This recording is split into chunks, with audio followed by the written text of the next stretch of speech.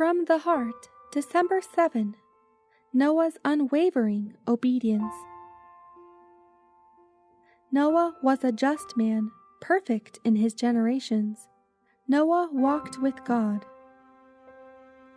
How simple and childlike amid the unbelief of the world was the faith of Noah.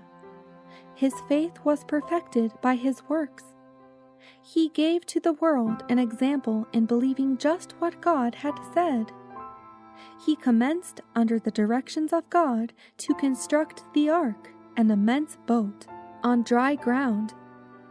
Multitudes came from every direction to see this strange sight, and to hear the earnest, fervent words of this singular man, who seemed to believe every word he uttered.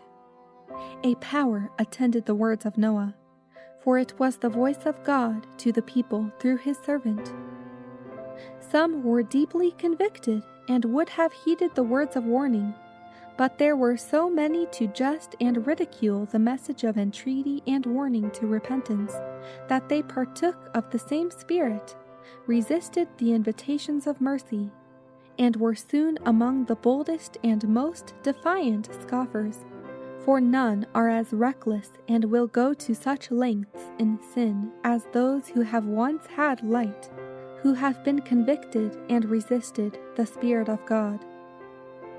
Amid popular contempt and ridicule, amid universal wickedness and disobedience, Noah distinguished himself by his holy integrity and unwavering obedience. He was one in the world, but not one of the world. Noah made himself the object of contempt and ridicule by his steadfast adherence to the words of God.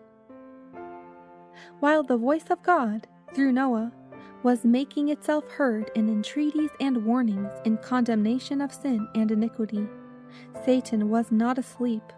He was mustering his forces. Noah was tested and proved.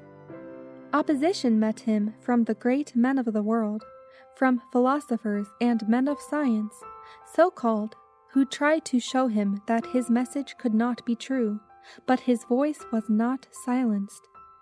120 years the words of warning continued to be heard in earnest tones and were sustained by his energetic work upon the ark. God's Spirit was striving with the people to lead them to accept and believe the truth. But Satan's suggestions were also heeded. Their own wicked hearts were more inclined to harmonize with the sophistry of the father of lies than with the pleadings of infinite love. They manifested their indifference and contempt of the solemn warnings of God in doing the same as they had done before the warning had been given. The days of Noah, Christ tells us, were as the days prior to his appearing in the clouds of heaven.